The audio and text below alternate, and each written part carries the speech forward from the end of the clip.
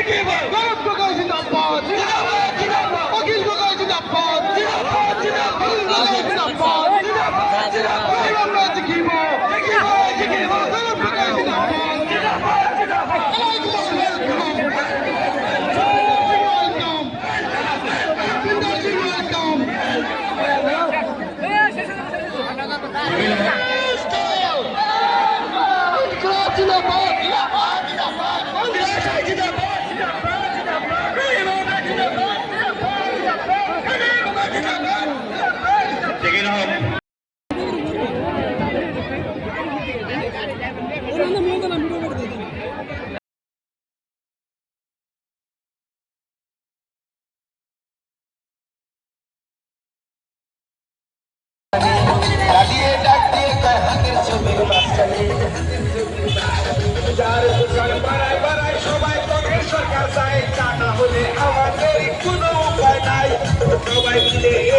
মুখ্যমন্ত্রী চাই রহিম আহমেদের পক্ষ থেকে হাতের ছবিতে ভোট চাই, হাতের ছবিতে ভোট চাই, হাতের ছবিতে ভোট চাই, হাতের ছবিতে ভোট চাই, ভোট চাই, হাতের ছবিতে ভোট চাই, হাতের ছবিতে ভোট চাই, হাতের ছবিতে ভোট চাই, হাতের ছবিতে ভোট চাই।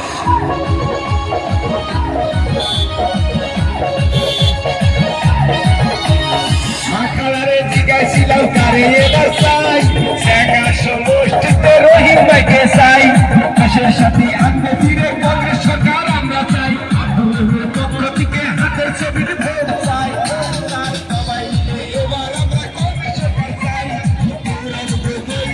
মুখ্যমন্ত্রী চাই, রহিম আহমেদের পক্ষ থেকে হাতের ছবির ভোট চাই, হাতের ছবির ভোট চাই, হাতের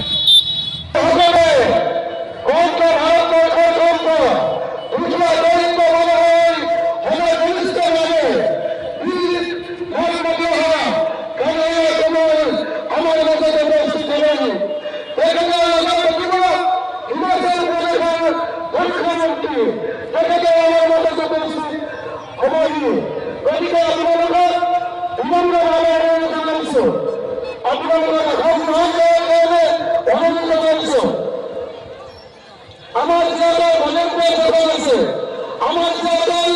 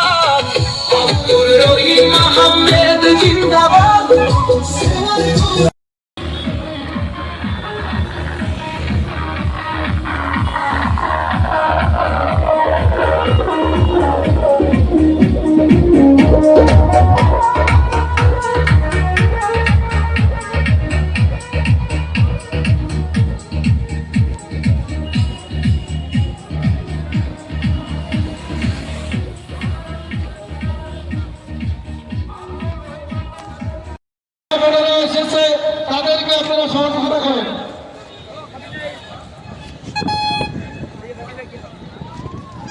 এখন আমাদের মাঝখানে নির্বাচনী সুবহান আলী সাহেবকে অনুরোধ জানানো হলো আপনি মঞ্চে আসার জন্য আর নির্বাচনী গান আপনি পরিবেশন করেন।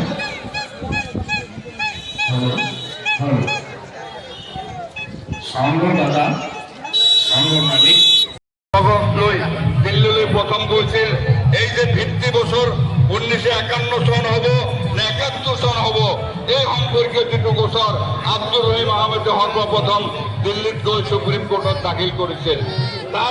তার পিছত অসমৰ ভোটাৰ তালিকাত 42 লাখ সংখ্যালঘু মানুহ মিয়া মুছলমানৰ নাম সোমাইছে অবৈধভাৱে। এই অভিযোগ তুলি আমাৰ APW তৰফৰ পৰা কেছ কৰা হৈছিল। তার বিরুদ্ধে যেটু কেস দিল্লিত করা হয়েছে সেটা আব্দুর রহিম আহমেদের নেতৃত্বত করা হয়েছে। আপোনালোকে আজি ইয়াত উপস্থিত যিসকল মহিলা আছে, এই মহিলাসকলৰ লিংকেজ চাৰ্টিফিকেটৰ অভাৱ, কাৰণ আমাৰ মহিলাসকল মেক্সিমাম শিক্ষিত নহয়। তেওঁৰ দেউতাকৰ লগত বহুতৰে ভোটাৰ তালিকাত নাম নাই আৰু মেট্ৰিক পৰীক্ষা নিদিলে লিংকেজ চাৰ্টিফিকেট পোৱা নাযায়। সেইকাৰণে পঞ্চায়ত যে তেওঁৰ নিচিনা এজন কেণ্ডিডেট চেঙা সমষ্টিৰ মানুহে পাইছে আৰু তেওঁক আপোনালোকে নিৰ্বাচিত কৰিব পাৰিলে নিশ্চয় আমাৰ অপজিশ্যনৰ চৰকাৰ হ'লে তেওঁ মন্ত্ৰিত্ব পাব আৰু চেঙা সমষ্টিৰ যি গৰাখহনীয়াৰ সমস্যা, তাৰ পাছত আপোনালোকৰ এখন ব্ৰিজ হোৱাৰ যিটো ব্ৰিজ খোলাব না কি কয় আমাৰ ব্ৰহ্মপুত্ৰৰ ওপৰত এখন ব্ৰিজ কৰাৰ যিটো প্ৰস্তাৱ, এই সম্পৰ্কীয় আমাৰ হিমাচলেৰ মুখ্যমন্ত্ৰী সুপ্ৰিন্দৰ সিং ডাঙৰিয়াক সম্বৰ্ধনা জানাবলৈ বিচাৰিছো আৰু তেখেতক আমাৰ সন্মানীয় প্ৰাৰ্থী আব্দুল আহমেদ ডাঙৰিয়াই পূৰণ কৰ্মশালা সম্পাদন কৰাৰ লগতে ইলিমুদ্দিন দেৱাৰী ডাঙৰীয়া আৰু ৰুচন দাস ডাঙৰীয়াই এটি জাতিয়ে সম্বৰ্ধনা জনাব।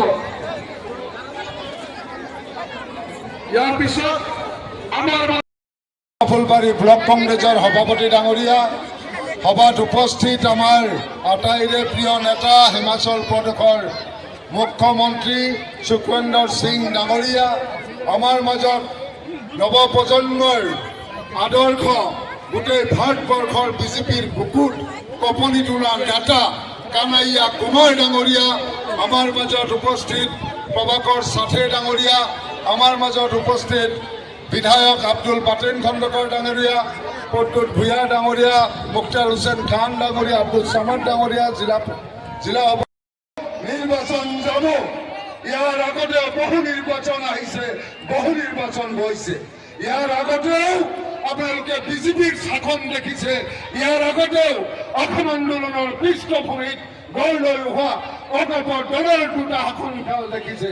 কিন্তু বৰ্তমানৰ এই অত্যাচাৰী হিমন্ত বিশ্ব শৰ্মাৰ শাসনকাল আৰু আগৰ অগপ আৰু বিজেপিৰ শাসনকালৰ মাজত আকাশ পাতাল পাৰ্থক্য আছে নে নাই? ৰাইজ কওক, আছে নে নাই কওক? আজি গণতান্ত্ৰিক দেশ এখনত ধৰ্ম নিৰপেক্ষতাৰ শপত খাই কেৱল মাত্ৰ হিন্দু মুছলমানৰ মাজত বিভাজনৰ সৃষ্টি কৰি উন্নয়নৰ নামত কোনো ধৰণৰ একো কাম নকৰি ৰাস্তা ঘাটৰ অৱস্থা দুৰৱস্থা, আজি চাঙা সমষ্টিকে আদি কৰি বিভিন্ন সমষ্টিৰ গৰাখহনীয়াৰ তাণ্ডৱ, আজি এমনি সমস্যা, নিবনুৱা সমস্যা, আকাশলংঘী মূল্য বৃদ্ধি, পেট্ৰল ডিজেলৰ হিমন্ত বিশ্ব শৰ্মাই যেনেকে কমিউনেল কথা কৈ আছে, সাম্প্ৰদায়িক কথা কৈ আছে, আজমল ডাঙৰীয়াৰ জুইত আৰু ঘিউ ঢালি দি সেই জুইটো আৰু বৃদ্ধি কৰিব খুজি আছে। আজি তেওঁ কি কৈছে? হিমন্ত বিশ্ব শৰ্মাক কাটি টুকুৰা টুকুৰ কৰিব। আজি তেওঁ হিম্মত আছে নেকি কওক? আজি এই কথা আপোনালোকে কোনোবা এজনে ক'লে লগে লগে আপোনালোকক কৰায়ত্ব কৰি হয়নে নাই কওক? আজি বদলতি নাজমুলক কিয় কৰায়ত্ব কৰা নাই? কাৰণ মেৰু বিভাজন, হিন্দু মুছলমানৰ মাজত আজি বিভাজন হ'লে এফালে ইউডিএফ আনফালে বিজেপি। এইটো ফৰ্মুলাত হিমন্ত ডিক্টেশ্যনৰ শ্ৰুতি দি সমাজখনক বিভ্ৰান্ত কৰি যিকোনো মূল্যৰ বিনিময়ত বিজেপিৰ শাসনক ওপৰাবলৈ যেতিয়াই জাতিৰ সমস্যা আহিছে, বিটিএডিৰ গোষ্ঠী সংগঠনৰ কথাই কওক, এনআৰচিৰ সময়ৰ পাইলট প্ৰজেক্টৰ কথাই কওক, পঞ্চায়তৰ চাৰ্টিফিকেট বন্ধ হোৱাৰ সময়ৰ কথাই কওক, বিদেশী চিনাক্তকৰণৰ ভিত্তিবৰ্ষ ৭১ চন উঠি গৈ ৫১ চন হোৱাৰ সময়ৰ কথাই কওক। প্ৰত্যেকটো সমস্যাৰ সময়ত সন্মুখৰ পৰা জাতিটোক নেতৃত্ব দি আহিছো আৰু যোৱা ৫টা বছৰ বিধানসভাত সংখ্যালঘুসকলৰ বিভিন্ন সমস্যাৰ লগতে অসমৰ মৌলিক সমস্যাবোৰ যথাযথভাৱে উত্থাপন কৰাৰ কাৰণে প্ৰয়াস কৰি আহিছো। গতিকে শ্ৰদ্ধা ৰাইজ, আপোনালোকে মোৰ কাৰণে দোৱা কৰিব, আশীৰ্বাদ কৰিব।